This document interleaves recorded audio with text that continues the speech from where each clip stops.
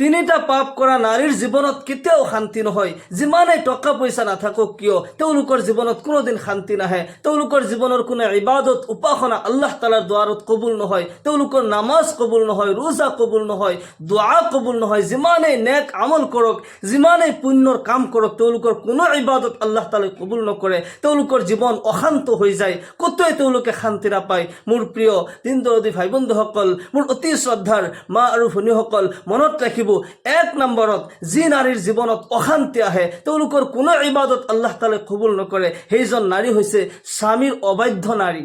যি নাৰীয়ে নেকি স্বামীৰ কথা নামানে, যি নাৰীয়ে নেকি স্বামীক শ্ৰদ্ধা ভক্তি নকৰে, সেই নাৰীৰ জীৱনত কোনোদিন শান্তি নহয়। আল্লাহৰ ৰসুল জনাবে মুহাম্মদুৰ ৰাসূলুল্লাহ সাল্লাল্লাহু আলাইহি সাল্লাম ইৰশাদ কৰে, নবী সাল্লাল্লাহু আলাইহি সাল্লামৰ কন্যা হযৰতে মা ফাতিমাতুজ জাহৰা ৰাদিয়াল্লাহু আনহা এদিনাখন হযৰত আলীৰ লগত কাজিয়া কৰি আহি কৈ আছিল, ইয়া ৰাসূলুল্লাহ, আজি আলীৰ লগত মোৰ কাজিয়া হৈছে। এই কথা শুনাৰ লগে লগে আল্লাহৰ ৰসুল সাল্লাল্লাহু আলাইহি সাল্লামৰ চেহাৰা ৰঙা পৰি গ'ল, নবীৰ চকু ৰঙা পৰি গৈছে, নবী নাৰাজ হৈ গ'ল। নবী সাল্লাল্লাহু আলাইহি সাল্লামৰ চেহাৰাৰ ফালে চাই তেখেতৰ কন্যা মা ফাতিমাতুজ জাহৰা ৰাদিয়াল্লাহু আনহাই বুজি পালে যে আব্বাজানে বহুত খং কৰিছে। লগে লগে ক'লে, ইয়া ৰাসূলুল্লাহ, আলীৰ লগত মোৰ কাজিয়া হৈছিল, আকৌ মীমাংসা হৈ গৈছে, আলীয়ে মোক মাফ কৰি দিছে। আল্লাহৰ ৰসুল সাল্লাল্লাহু আলাইহি সাল্লাম ইৰশাদ কৰে, হে মোৰ মৰমৰ কন্যা, হে ফাতিমা, মই তোমাক বহুত ভাল পাওঁ, বহুত মহাব্বত কৰোঁ, কিন্তু মনত ৰাখিবা, যদি আলী তোমাৰ ওপৰত নাৰাজ হয় আৰু এই অৱস্থাত তোমাৰ ইন্তেকাল হৈ যায়, মৃত্যু হৈ যায়, মই ৰাসূলে তোমাৰ জানাজাত শৰীক নহওঁ। আল্লাহু আকবাৰ। চিন্তা কৰক, কিমান ডাঙৰ কথা। কন্যা স্বামীক নাৰাজ কৰি যদি ইন্তেকাল হৈ যায়, বাপেক ৰাসূল হয়, আল্লাহৰ ৰাসূলে কৈ আছে, মই তোমাৰ জানাজাত তেতিয়া শৰীক নহওঁ, তোমাৰ জানাজা মই নপঢ়ো, কাৰণ তোমাৰ স্বামী তোমাৰ ওপৰত নাৰাজ। আৰু স্বামীৰ নাৰাজগীৰ মাজত আল্লাহৰ নাৰাজগী হয়। আৰু যাক আল্লাহ বেয়া পায় তাক ৰাসূলে কেতিয়াও মহাব্বত কৰিব নোৱাৰে, ৰাসূল তাৰ প্ৰতি নাৰাজ হয়। যাৰ প্ৰতি আল্লাহ নাৰাজ হয়, যাৰ প্ৰতি ৰাসূল নাৰাজ হয়, সেইজনে কেতিয়াও নাজাত পাব নোৱাৰে। সেইকাৰণে কোনো নাৰীয়ে যেতিয়া স্বামীক কষ্ট দিয়ে, স্বামীৰ ওপৰত জুলুম কৰে, আল্লাহ তাআলা তাৰ প্ৰতি নাৰাজ হৈ যায়। আৰু যেতিয়া আল্লাহ নাৰাজ হৈ যায়, জীৱন তংগ হৈ যায়। আল্লাহৰ ৰসুল জনাবে মুহাম্মদুৰ ৰাসূলুল্লাহ সাল্লাল্লাহু আলাইহি সাল্লাম মেআৰাজত গৈছিল। এই ৰুয়ে জমিনৰ পৰা আল্লাহ তাআলাই সাত আসমান ভ্ৰমণ কৰাইছে, জান্নাত জাহান্নামৰ ভ্ৰমণ কৰাইছে।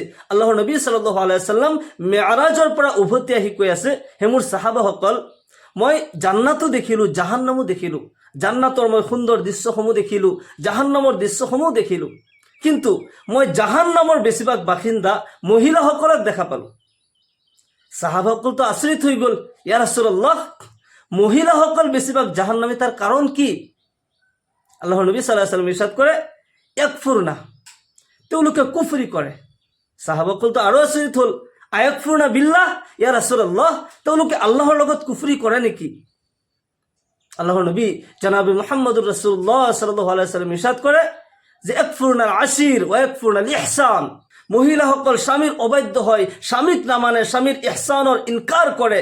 গোটেই জীৱন যেতিয়া স্বামীয়ে কষ্ট কৰি যেতিয়া যি লাগে দিছে, খানা পিনা দিছে, যিমান যি বস্তু লাগে দিছে, কেতিয়াবা যদি সৰু এটা ভুল হৈ যায়, সৰু এটা ভুল, কিবা এটা বস্তু আনি দিব নোৱাৰিলে, তেতিয়া সেই কথা কয় যে তোমাৰ লগত মোৰ বিয়া হয়, মোৰ নিকাহ হয়, মোৰ লাইফ বৰবাদ হৈ গ'ল, মই তোমাৰ লগতেই বিয়া হলো। যাৰ কাৰণে নিজৰ নসিবক গালি দিয়ে, আল্লাহক পৰ্যন্ত গালি দিয়ে, তাৰ বাবা মাক গালি দিয়ে, সকলোকে গালি দিয়ে, আৰু স্বামীক এই কথা কয়, তোমাৰ লগত কিয় বিয়া হলো, মোৰ কপালটো ইমানেই বেয়া নেকি? এই কথা শুনাৰ লগে লগে স্বামী যেতিয়া এই কথা শুনে, তেওঁৰ অন্তৰত যি আঘাত পায়, আল্লাহ তাআলাৰ আৰশ পৰ্যন্ত কঁপি উঠে, আৰু সেই নাৰীৰ জীৱন বৰবাদ হৈ যায়। আল্লাহ তাআলাই সেই কাৰণে বেছিভাগ মহিলাসকলক জাহান্নামত দিব। আল্লাহৰ ৰসুল জনাবে মুহাম্মদুৰ ৰাসূলুল্লাহ সাল্লাল্লাহু আলাইহি সাল্লাম ইৰশাদ কৰে, হে মহিলাসকল, হে নাৰীসকল, তোমালোকে বেছি বেছি সদকা খায়ৰাত কৰা, আল্লাহৰ গজব তোমালোকে ঠাণ্ডা কৰা, আৰু স্বামীক তোমালোকে সেৱা শুশ্ৰূষা কৰা। যদি স্বামী তোমাৰ প্ৰতি নাৰাজ হৈ যায়, আল্লাহ তোমাৰ প্ৰতি নাৰাজ হৈ যাব, আৰু যাৰ প্ৰতি আল্লাহ নাৰাজ হৈ যাব, তাৰ প্ৰতি ৰাসূল নাৰাজ হৈ যাব, আৰু যাৰ প্ৰতি আল্লাহ ৰাসূল নাৰাজ হৈ যায়, তাৰ কাৰণে জাহান্নাম নিশ্চিত। জাহান্নামৰ ধাউ ধাউ কৰি থকা অগ্নিকুণ্ড নিশ্চিত হয়, তাতে আল্লাহ তাআলা নিক্ষেপ কৰিব। স্বামী স্ত্ৰী যি বন্ধন হয়, আল্লাহ ৰাব্বুল আলামিন জান্নাতত সজাই দিছে। আল্লাহ ৰাব্বুল আলামিন হযৰত আদম আৰু হাওয়া আলাইহিস সালামৰ নিকাহৰ জৰিয়তে আল্লাহ তাআলা জান্নাতত এই বন্ধন সজাই দিছে। স্বামী স্ত্ৰীৰ জীৱনত কিবা সৰু সুৰা কথাততো কাজিয়া হ'বই। সৰু সুৰা কথা মানুহ যেতিয়া একেলগে থাকে বহুত কথা হয়, আৰু কথা যেতিয়া বেছি হয় তাতে কিছু ভুল হৈয়ে যায়।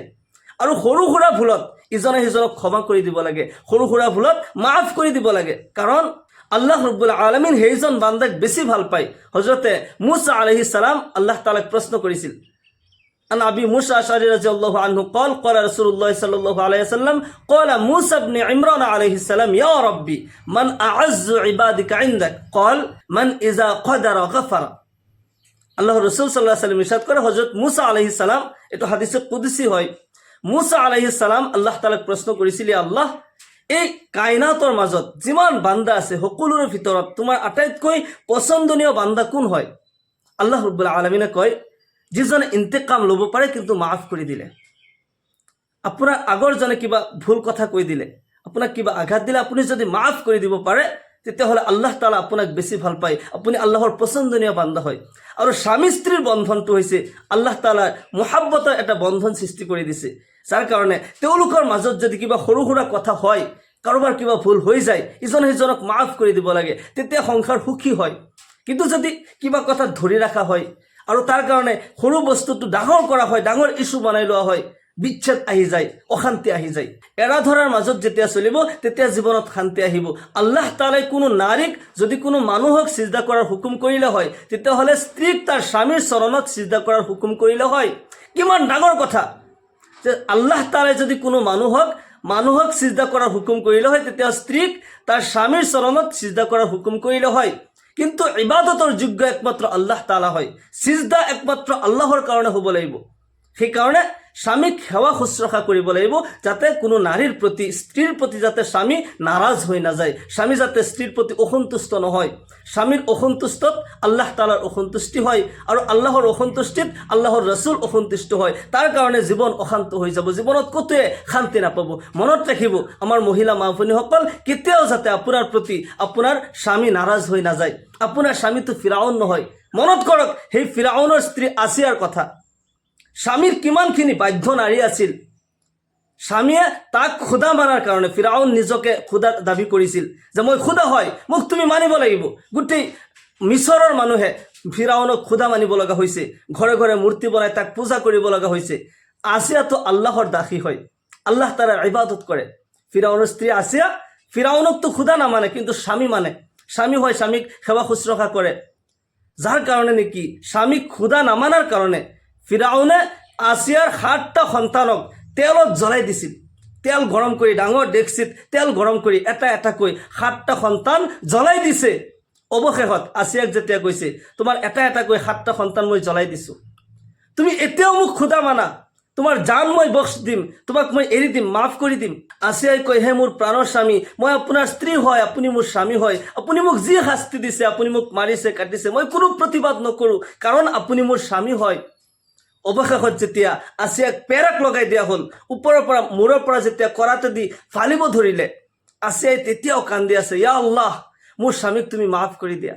মোৰ স্বামী নাজানে, মোৰ স্বামী নাদান হয়, মোৰ স্বামী ৰাস্তাৰ পৰা ৰাস্তা হেৰাই গৈছে, অন্ধকাৰত ডুবি গৈছে, মোৰ স্বামীক তুমি মাফ কৰি দিয়া। চিন্তা কৰক, যি সময়ত নেকি স্বামীয়ে দুইফালে পেৰেক লগাই কৰাতে দি ফালি আছে মূৰৰ পৰা, সেই সময়তো স্বামীৰ কাৰণে দোৱা কৰিছে, ইয়া আল্লাহ, মোৰ স্বামীক আপুনি মাফ কৰি দিয়ক।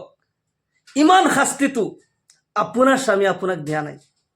আজিৰ তাৰিখততো কোনো স্বামীয়ে স্ত্ৰীকটো নামাৰে, অকল কেতিয়াবা কিবা কথা ক'লে যদি নাৰাজ হৈ যায়, কিবা এটা বস্তু আনি দিব নোৱাৰিলে যদি নাৰাজ হৈ যায়, আৰু তাৰ কাৰণে আপুনি কাজিয়া কৰে, অশান্তি দিয়ে, মনত আঘাত দিয়ে, আল্লাহ তাআলা নাৰাজ হৈ যাব, জীৱন তং হৈ যাব। মনত ৰাখিব, আপোনাৰ স্বামী আপোনাৰ ওপৰত নাৰাজ হ'লে আল্লাহ নাৰাজ হৈ যাব, জীৱনত কেতিয়াও শান্তি নাপায়।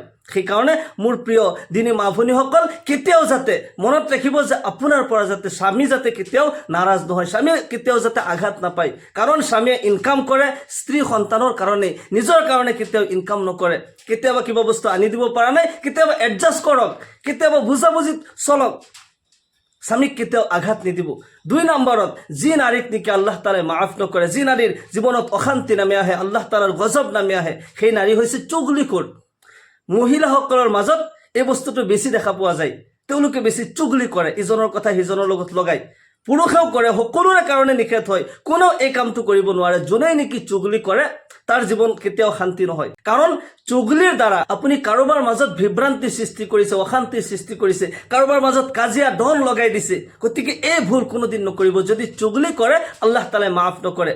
আৰু তৃতীয় নম্বৰত যি নাৰীক নেকি আল্লাহ তাআলাই মাফ নকৰে, জীৱনৰ কোনো আমল আল্লাহ তাআলাই কবুল নকৰে, সেয়া হৈছে যি নাৰীৰ অন্তৰত হিংসা কিনা থাকে, আনৰ প্ৰতি হিংসা কিনা থাকে, হিংসা বিদ্বেষ থাকে, কাৰোবাৰ ভাল দেখা পাই জ্বলিছে।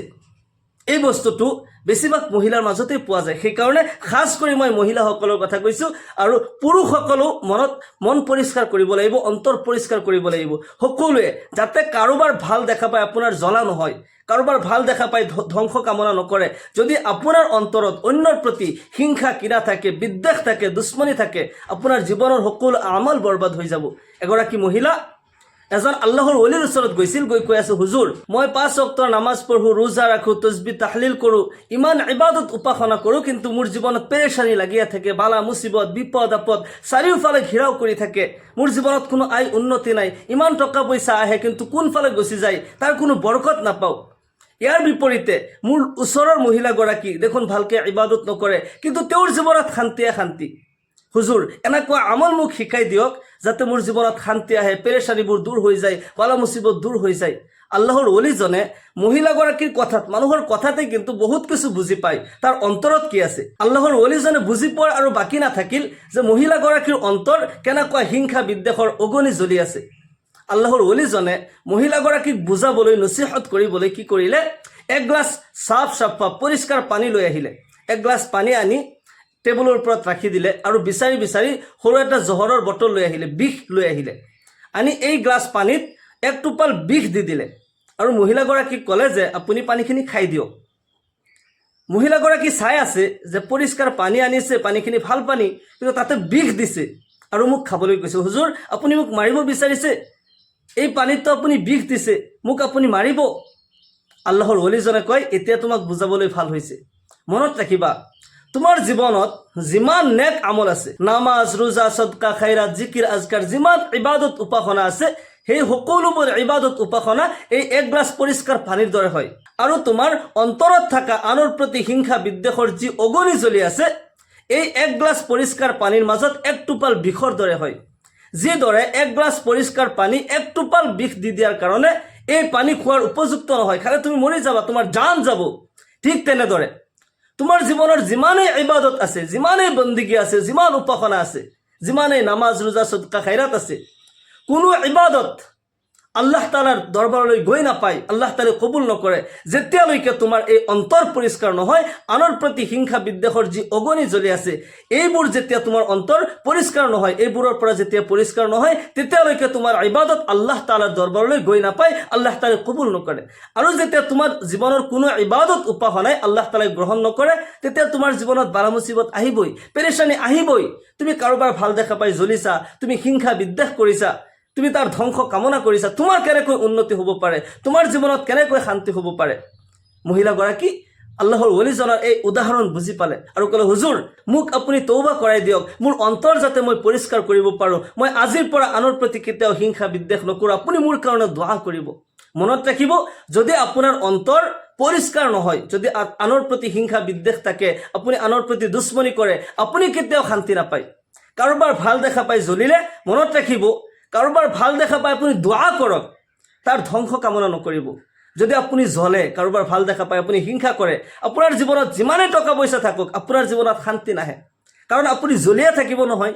আৰু জ্বলি থকাৰ কাৰণে, কাৰোবাৰ ভাল দেখা পাই জ্বলি থকাৰ কাৰণে আপোনাৰ জীৱনত আপুনি ফোকাছ কৰিব নোৱাৰিব, যাৰ কাৰণে আপোনাৰ জীৱনত অশান্তি আহিব, পেৰেচানি আহিব, জীৱনত ক'তোৱে আপুনি শান্তি নাপায়। মনত ৰাখিব, এই 3টা গুনাহ যাতে, এই 3টা পাপ যাতে নহয়, এই 3টা পাপৰ পৰা যদি আমি বাচি থাকিব পাৰোঁ, আল্লাহ তাআলাই নিশ্চয় ইহকাল পৰকালত শান্তি দান কৰিব। আমাৰ ইবাদত উপাসনাবোৰ আল্লাহ তাআলাই কবুল কৰিব, আমাৰ দোৱা কবুল কৰিব। আল্লাহ তাআলাই আমাক সকলোকে কোৱা আৰু শুনাতকৈ বেছি বেছি আমলৰ তৌফিক দান কৰক। সকলোকে আল্লাহুম্মা আমিন।